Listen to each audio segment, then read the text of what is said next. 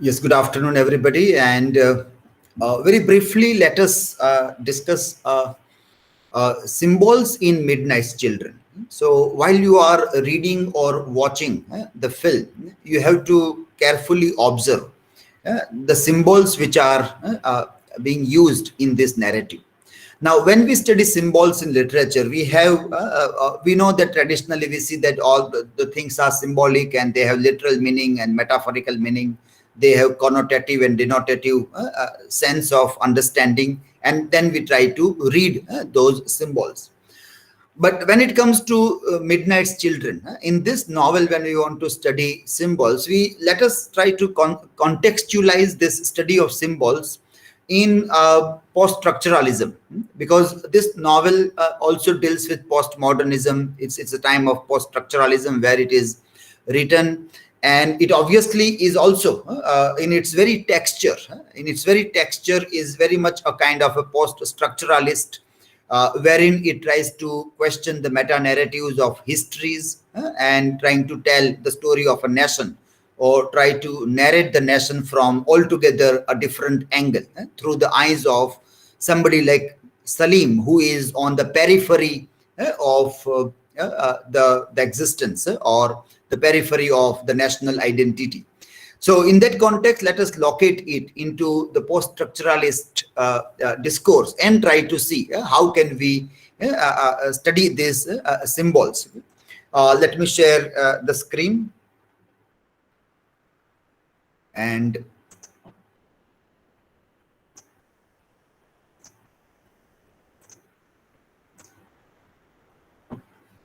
so looking at symbols in Midnight's Children through the lenses of post-structuralist or Derridian lens, let us try to see that.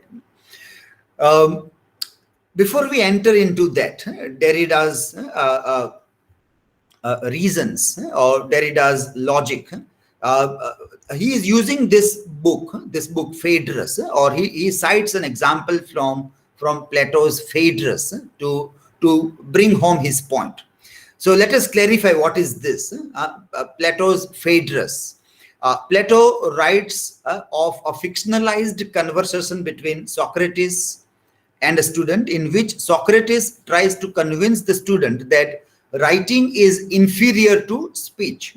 See this very carefully. Keep this in mind, that in a fictionalized conversation between his guru, that is Socrates, and an imaginary student, Socrates tries to convince the student that writing is inferior to speech. Socrates uses the Egyptian myth, that is fictionalized Socrates in Plato's Phaedrus, uses the Egyptian myth of thought's creation of writing to illustrate his point. So Thoth is the god of creation, and this god of creation has created writing, and he brings that to the king, Egyptian king, and he presents his invention. As the story goes, Thoth, the god of creation, presents his invention to the god king of Upper Egypt for judgment, to say that what do you feel about this new invention, that is writing. Upon its presentation, Thoth offers script as a Pharmakon. Now, this word is very important, on which Derrida plays, Pharmakon, for the Egyptian people. Now, Pharmakon is a Greek word which poses a problem for translators, because it means both remedy as well as poison. So it is a cure also, as well as it is a poison that kills. Pharmakon word has two opposite meaning. One is curing, the another is killing. A remedy and a poison. Now, how can we see this? That this writing is a cure, writing is a remedy, or writing is a poison? How do we see this? In the proffering of Pharmakon, Thoth presents it as its true meaning, a harm and benefit. The god king, however, refuses the invention. Through various reasonings, he determines the Pharmakon of writing to be a bad thing for the Egyptian people. The Pharmakon, the undecidable, the word the undecidable has been returned, decided. Now this king, the Egyptian king, says that, well, if you say that writing will be a remedy for memory, so if it is written, your people will be able to memorize the things that is written for a longer period of time, and so they will become more knowledgeable, and that's how your people will become full of wisdom. Well, but the king says that, well, I think it won't be there. The people will just get an illusion that they are knowledgeable because it is written. So actually writing will kill the memory. Then people will become careless about their memory. Also, that is the example that he says, and then he rejects that idea that writing is not good. Writing is not a remedy. Writing is not a pharmakon. That is a remedy to support the memory so that people can become full of wisdom. Rather, he says pharmakon, that is poison. This invention, writing, is a poison, and it will just give a false illusion to the people that they are knowledgeable. Actually, they won't be knowledgeable there. Okay? So that is how it comes. Now, on this word pharmakon, which has dual meaning, and this context also. Now, imagine today. Whatever Plato wanted to prove through Socrates and this story was that because Plato preferred speech over writing. In his academy, it was not allowed to write anything. It was only speaking. And so whatever he has dealt in is dialogues of guru and shishya, dialogues of teacher and students. Teachers will question and the teacher will answer. Students will question and teacher will answer. Now, in case students are not questioning, then teacher himself will question and he himself will answer. But there will be dialogues, and everything is spoken. Nobody has to write anything. Writing is considered inferior in that context there. But now, if we see after 2000 years of Plato's academy and all those things, we find today that writing helps us a lot. Had there been no writing, then what would have happened about the past knowledge? Where would the knowledge go? Or it might have been forgotten to people also. So oral traditions has its own limitations. That is proved. Historically, it is proved, and we realize that, well, writing is very important. So we get this idea about playing on that who was right or who was wrong. Plato to some extent was right, but then the way the time has moved on, we find that Plato is proven wrong in giving importance to speech over writing. Well, in this complex situation about preferring speech over writing or writing over speech, Derrida finds something to debate upon. So the word pharmakon in the original Greek means both a remedy and a poison. It cannot be determined as fully remedy or fully poison. Thus rejected writing as fully poison in Socrates' retelling of the tale, thus shutting out the other possibilities. So if something is either this or that, it means it is neither also. It is neither fully that, neither fully this also. So that is how Derrida in post-structuralism plays something significant with the meaning of the language, But we find that there is duality into these words. So Derrida's work, he wrote this book, Plato's Pharmacy in 1969. And he interpreted this notion of pharmakon. Pharmakon is the Greek word, the two opposite meaning, cure and poison. So now when we are going to study these symbols, we are going to keep this in mind, the opposites, the opposite meaning in a single word. The concept of pharmakon, according to Derrida, produces a play of binary oppositions, crucial to Western logocentric tradition, remedy or poison, speech or writing, good or bad, interior, exterior, inferior, superior, and innumerable binary oppositions are visible there. In Plato's Pharmacy, Derrida questions the main distinction between speech and writing. He argues that speech was viewed as the original inverted comma form of language by Plato and the Western tradition. Writing is a later development. So essentially bad, inferior, external to memory, productive not of truth, but of appearances, illusion. Like it gives an illusion that I am knowledgeable. Like today we find that, well, everything is there in my mobile phone. So I start feeling an illusion that I know everything, because I can ask Google anytime. I can ask Google all these things anytime. So I may feel that, well, I know it is there, but it is an illusion that I know it. It is only in Google. But here it was writing. In those times, the debate was between writing. So he debates on that. Derrida, in his theory of archi-writing, a very interesting concept, philosophical concept he gives, archi-writing. He turns upside down the opposition by showing that speech is a form of writing. So what he says, archi-writing, yeah? What is this concept? It is his coining of the word. Derrida coined this word, archi-writing. And for him, the meaning of archi-writing is this, that even before anything becomes speech, it is written somewhere. It is written somewhere means it may be in the mind. So when I am speaking here something, the sentences are written in my mind first, and then they become a speech. And then if somebody is writing, again it becomes what we call it as the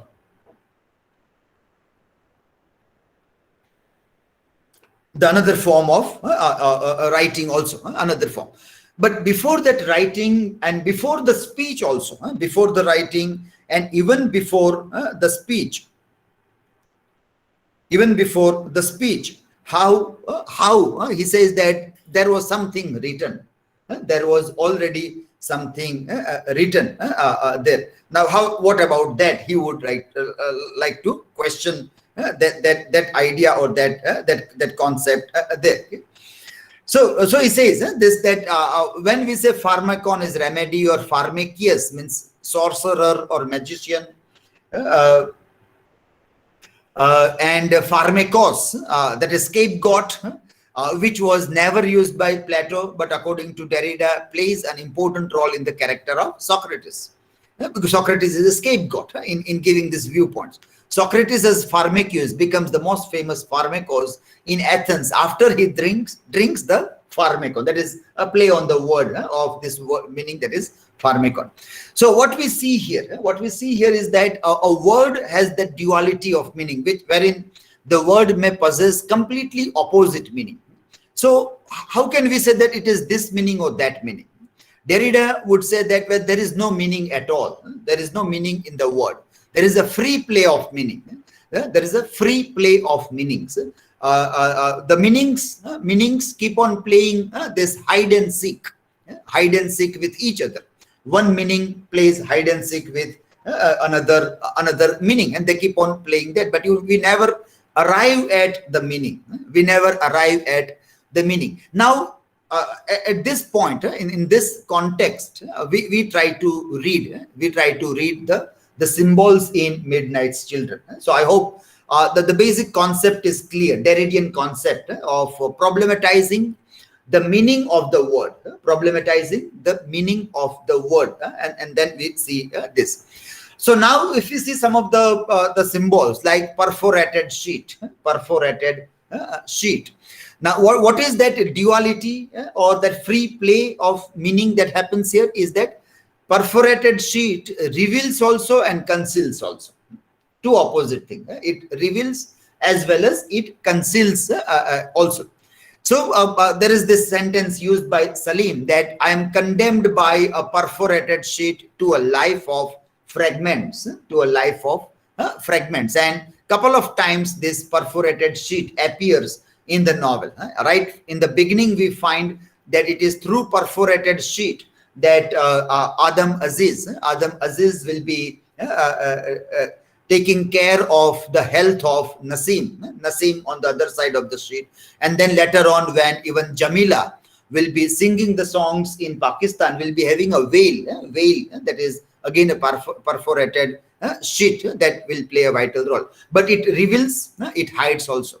We can also say that the entire narration is like perforated sheet. Apart from the episode between Adam and Naseem or Jamila, we can say that the narration is also like perforated sheet. It does not allow us to see everything in full view.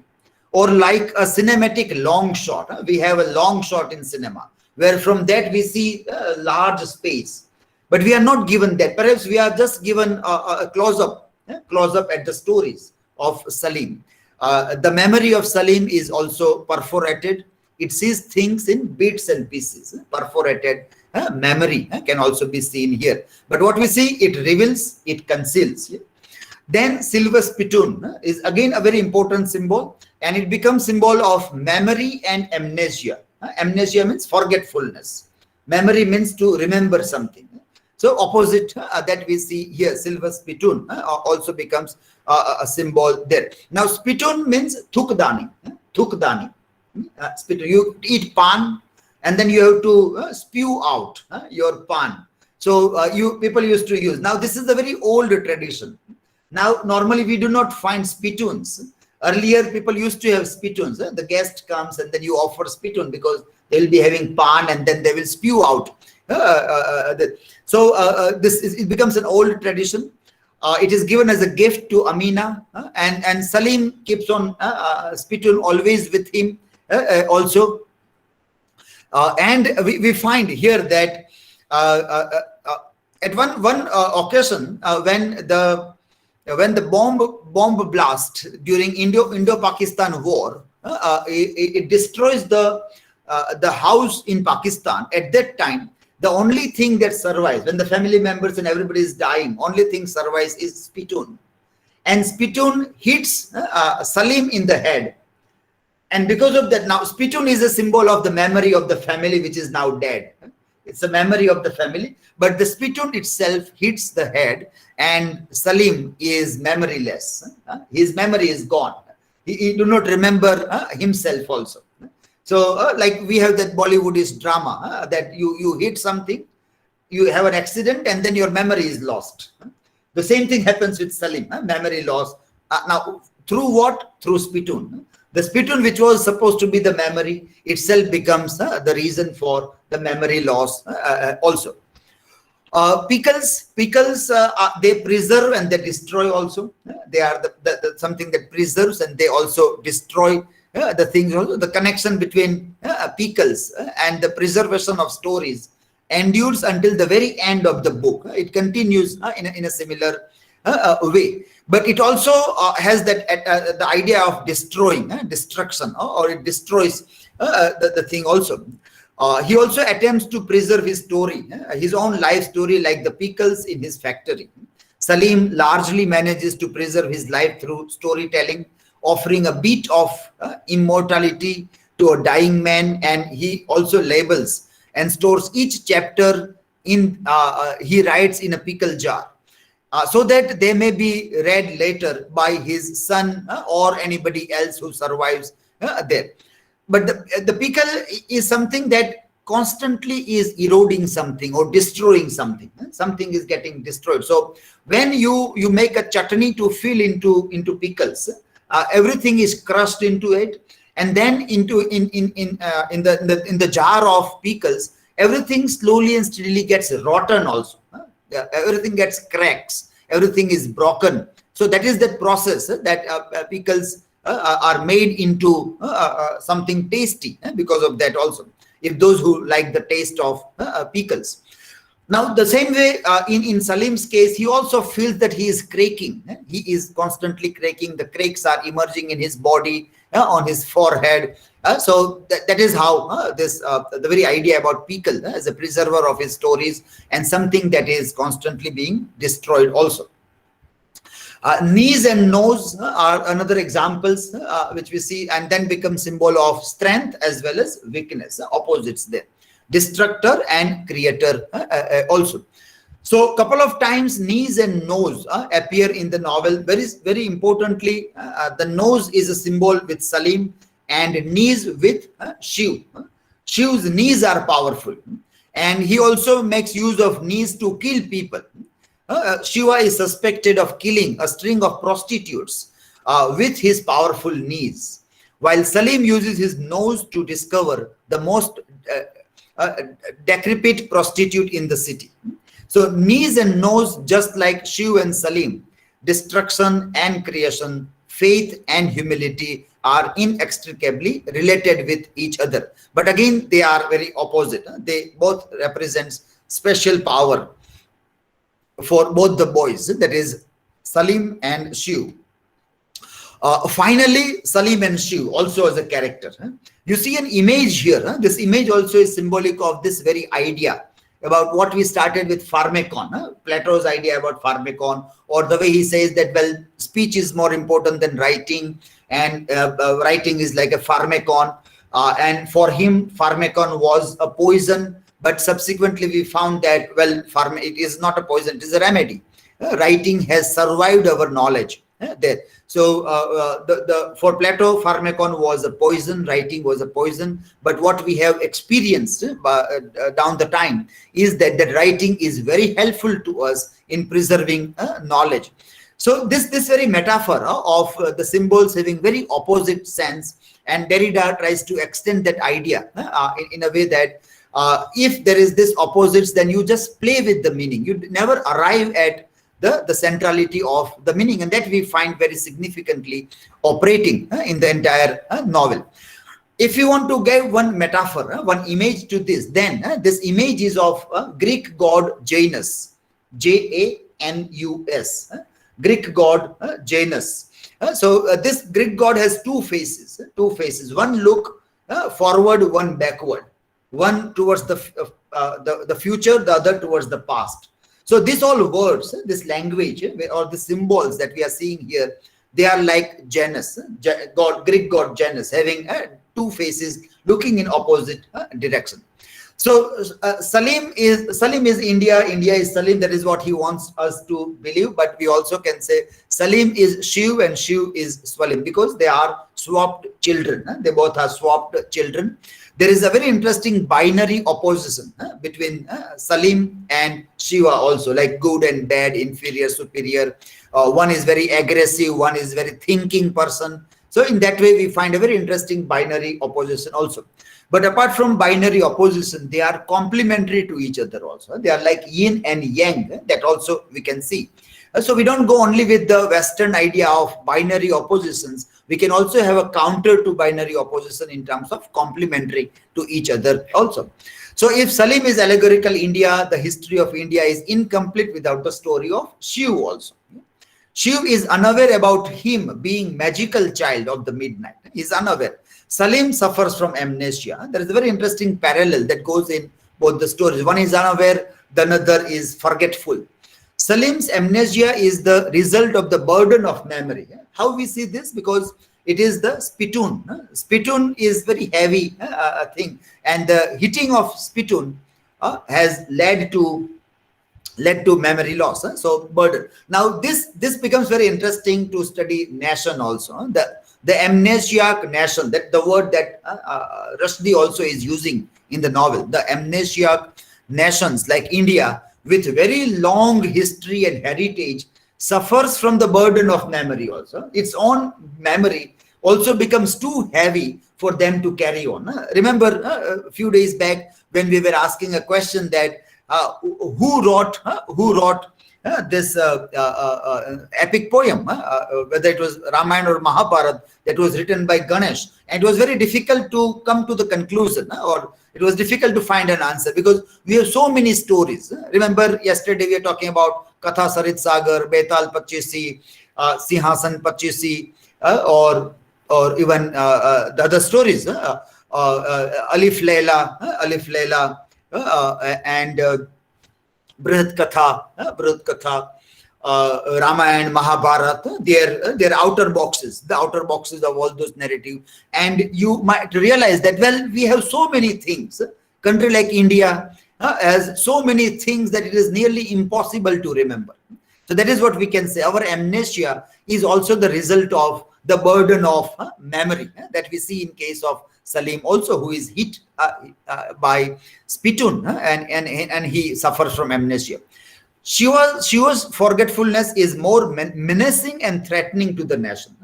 Shiva's forgetfulness, likes of him, are easy ploy to the widow's political ambitions to control the nation. They become easily tool in the hand of political power, because if they forget, then they become tremendously threatening to the world. And well, sometimes we find that today we have a large number of young people who are like Shiva, forgetful of the rich heritage of what makes India, what comes from, and then they are used easily by political power to gain or to remain in power or to manipulate histories of the nations also in different ways also. So this way we can study this character. This all characters can become very interesting to be seen in this context, that through Derridian lens, through post-structuralist lens, we try to see the binaries and try to see that you can't conclude anything of this character. They keep on giving us meaning after meaning. There is a free play of meaning that is interwoven into the very idea of all these characters also. And that is exactly what perhaps Salman Rushdie wanted to do with this novel also. That's how we try to see even the history or the memory, the history and the memory, which we say that history is collective memory and memory is personal history. So we find that opposite duality in history and memory also. Okay? If you have any question here to ask, then you can ask me a question if you want to ask anything here. Before we start our screening of the film, if you want to have any question or clarification, then you can ask. These are the points which we are going to observe and study when we watch the screening of the film.